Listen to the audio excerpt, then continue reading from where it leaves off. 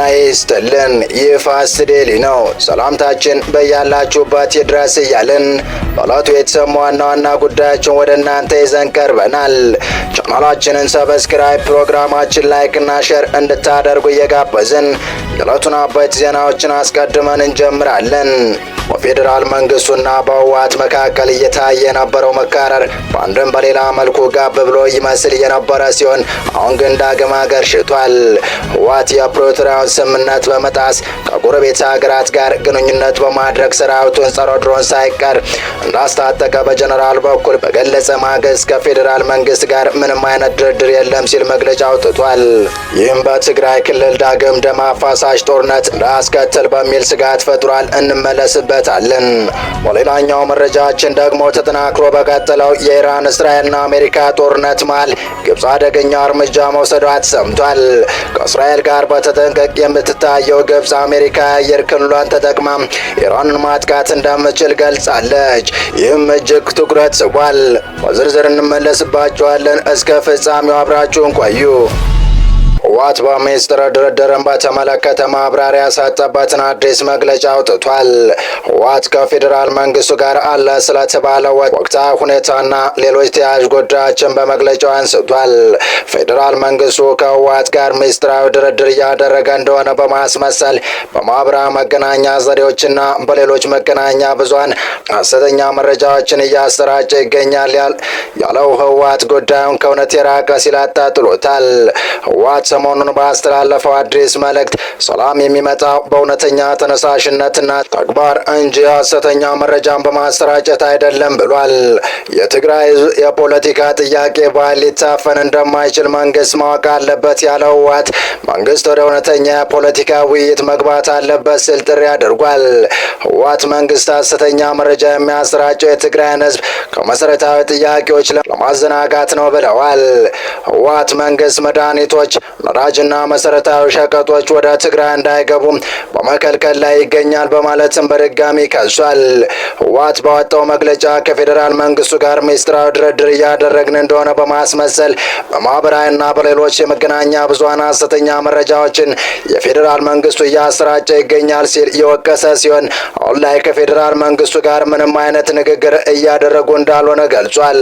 ይህ የህወሓት መግለጫ የወጣው ከ2 ዓመት በፊት በቤተ መንግስት የተከናወኑ ስብሰባዎችን የሚያሳዩ ምስሎች ከሰሞኑ በስፋት በድጋሚ መንሸራሸራቸውን ተከትሎ የተፈጠረውን ብዥታ ለማጣራት ነው። ምስሎቹ የተሰራጩት በፌዴራል መንግስቱ በኩል ስለሆኑ በግልጽ የታወቀ ነገር ባይኖርም ህወሓት ግን ምስሎችን ያሰራጨው የፌዴራል መንግስቱ ነው ብለዋል።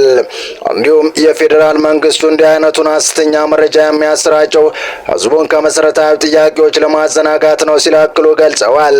በሌላ በኩል የሁለቱ ዓመቱን ደም አፋሳሽ ጦርነት ባስቆመው የፕሪቶሪያ ስምምነት ፌዴራል መንግስቱና ህወሓት ከስምምነት መድረሳቸው ይታወቃል። የስምምነቱ ዋነኛ ማጠንጠኛ የተኩስ አቁም ዘላቂ ሰላም ማምጣት ነው። የፌዴራል ሉዓላዊ የግዛት አንድነትና ህገ መንግስትን ማክበር፣ እንደ ስልክና ባንክ የመሳሰሉ መሰረታዊ አገልግሎች መመለስ፣ የሰብአዊ እርዳታ አቅርቦት፣ ትጥቅ መፍታትና ውህደት፣ ስደተኞችና ተፈናቃዮችን መመለስ እንዲሁም የሽግግር ፍትህ የስምምነቱን ቁልፍ ክፍሎች ናቸው። ስምምነቱ በሁለቱ ተስማሚዎች መካከል መተማመን ለመፍጠር ሁለቱም ወገኖች መፈጸም አለባቸው ብሎ የሚዘረዝራቸው ኃላፊነቶችን የያዘ ነው። መሰረታዊ አገልግሎቶችን መመለስ፣ የሰብአዊ እርዳታ ማቅረብ፣ ከፊል ተፈናቃዮች መመለስ እንዲሁም ህወሓትን ከሽብርተኝነት መዝገብ መፋቅን የመሳሰሉ እርምጃዎች ወዲያው ተወስደዋል። ስምምነቱ ተከትሎ የቀድሞ ተዋጊዎችን ትጥቅ ለማስፈታትና ወደ ማህበረሰብ መልሶ ለማዋድ የተመሰረተው ብሔራዊ ታድሶ ኮሚሽን ከትግራይ ክልል 275,000 ገደማ ታጣቂዎች ትጥቅ እንደሚያስፈታ የተናገረ ቢሆንም በእቅዱ ልክ ግን መራመድ አልቻለም። በዚህና በሌሎች ምክንያቶች ዓለም አቀፍ ድጋፍ የተቸረው ስምምነቱ አልተፈጸመም የሚሉ ክሶች መሰማት የጀመሩት ስምምነቱ ከተፈረመ በኋላ በወራት ውስጥ ነው። በተለይም እንደ ይገባኛል ያሉ ውዝግቦች ያለባቸው የራያን ወልቃይት አካባቢዎች እንዲሁም የተፈናቃዮች መመለስ ጉዳይ ላይ ጠንካራ ጥያቄዎች የተነሱ እየደረሱባቸው ናቸው። ይህ በእንዲህ እንዳለ ህወሓት ጸረ ድሮን ጨምሮ ዘመን አፍራሽ መሳሪያዎችን መታጠቁን የገለጹት የህወሓት ጄኔራል የሻዕቢያ ወታደር በትግራይ የለም እኛ በቂ ነን ሲሉ ተደምጠዋል። ጄኔራል ምግበይ የኤርትራ ሰራዊት ወደ ትግራይ መግባቱን አስተባብሏል ወይም ክደዋል። የትግራይ ሰራዊት በትግራይ ቁልፍ የሚባሉ ስፍራዎች እንደተቆጣጠረ ዓለም አቀፍ ሚዲያዎች ጭምር ሲዘግቡ መሰንበታቸው የሚታወስ ሲሆን ጄኔራል ግን አሁን የኤርትራ ሰራዊት ገብቶ የሚገኘው የፌዴራል መንግስቱ አሳልፎ በሰጣቸው ኔሮቢ ባሉ አካባቢዎች ነው እንጂ ትግራይ ውስጥ የለም እኛ በቂ ነን ሲሉ ተናግረዋል። በቀጣይ መረጃ ግብጽና ዮርዳኖስ ለአሜሪካ የአየር ክልላችን ለኢራን ጥቃት አይውልም በማለት በሩን ዘጉ። በመካከለኛው ምስራቅ እየተፋፋመ የመጣውን ቀጠና ውጥረት ተከትሎ ግብጽና ዮርዳኖስ የአሜሪካ ጦር በኢራን ላይ ለሚሰናዘረው ማንኛውም ወታደራዊ እርምጃ ግዛታቸውን ለጥቃት መነሻነት እንደማይፈቅዱ በይፋ አሳወቁ።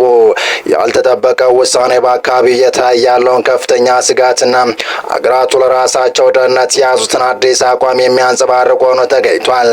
እነዚህ ሁለቱ ሀገራት ለረጅም ዘመናት ከአሜሪካ ጋር በደህንነትና በወታደራዊ መስኮች የጠበቀ ስትራቴጂካዊ አጋርነት የነበራቸው ቢሆንም አሁን ግን የካይሮና የአማን መሪዎች በኢራንና በአሜሪካ መካከል ያለውን ፍጥጫ ወደ ከፋ ቀጠናዊ ጦርነት ሊያምራ ይችላል የሚል ስጋት አድሮባቸዋል።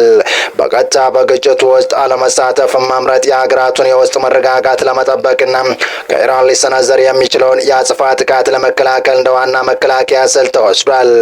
ቀደም ሲል የአየር ክልላቸውና የሎጂስቲክ ማዕከሎቻቸው ለተለያዩ ዓለም አቀፍ ኦፕሬሽኖች ክፍት የነበሩ ቢሆንም አሁን ግን ሁኔታዎች ተቀይረዋል። የግብጽና የዮርዳኖስ ውሳኔ ለአሜሪካ ወታደራዊ እቅድ አውጪዎች ትልቅ ፈተና እንደሚሆን ተነግሯል። በእነዚህ ቁልፍ ቦታዎች ላይ መኖራቸው ተደራሽነት መገደብ ዋሽንግተን በባህር ኃይል በአውሮፕላን ተሸካሚ መርከቦችና ራቅ ብለው በሚገኙ ባህር ሰላጤው ሀገራት የጦር ሰፈሮች ላይ ብቻ ጥገኛ እንዲሆን አስገድዷታል። ይህም የወታደራዊ እንቅስቃሴውን ውስብስብነት ከመጨመሩም በላይ ለማንኛውም እርምጃ የሚወሰደውን ጊዜ በእጅጉ ሊራዘም ይችላል። በአጠቃላይ ይህ አዲስ ክስተት በመካከለኛው ምስራቅ የሚገኙ መንግስታት በታሪካዊ አጋርነትና በአካባቢው ሰላም መካከል ያለውን ሚዛን ለመጠበቅ ምን ያህል እየተቸገሩ መሆኑን ያሳያል። የጂኦፖለቲካ ውጥረት እየተቀያየረ በመጣ ቁጥር በርካታ ሀገራት ከታላላቅ ኃይሎች ግጭት ራሳቸውን እያገለሉና ብሔራዊ ደህንነታቸውን ለማስቀደም እየሰሩ ይገኛሉ። ይህ በእንዲህ እንዳለም በቀጠናው ጦርነት መሃል አሜሪካና እስራኤል በኢራን ላይ የአየር ድብደባቸውን ሲቀጥሉ፣ እስራኤል ደግሞ ሊባኖስ ላይ የምትፈጽመውን ጥቃት አጠናክራለች። የባህር ሰላጤው ሀገራት ከኢራን የሚሰነዘርባቸውን የበቀል ጥቃት ሲመክቱ ማድራቸውም ተነግሯል። ሳውዲ አረቢያ ሌሊቱን የባለስቲክ ሚሳይልና 5 የድሮን ጥቃቶች ማምከኗን ገልጻለች። የኩዌት ጦር 6 ድሮኖች በተሳካ ሁኔታ መመከቱና መቶ መጣሉን አስታውቋል። ሰኞ ዕለት በባህሬን ዋና ከተማ ማናማ ላይ በተፈጸመ ጥቃት የ29 ዓመት ሴት መሞቷን ተከትሎ ባህሬን የማስጠንቀቂያ ደወል ያሰማች ሲሆን ነዋሪዎችም ወደ መጠለያ እንዲገቡ ጥሪ አቅርባለች። የተባበሩት አረብ ኤሚሬትስ መከላከያ ሚኒስትር ማክሰኞ ማለዳ ላይ ከኢራን የሚነሱ ሚሳይሎችና የድሮን ስጋቶችን ማክሸፉን እንደቀጠለና የአየር መከላከያ ስርዓቶችና የጦር ጀቶችን ማሰማራቱን አስታውቋል። የተባበሩት አረብ ኤሚሬቶች በሰሜናዊ ኢራቅ ኢሮቢ የሚገኘው ቆንስላ ጽሕፈት ቤት በድሮን ኢላማ ተደርጎ ውድመት ቢደርስበትም የተጎዳ ሰው አለመኖሩን አስታውቃለች።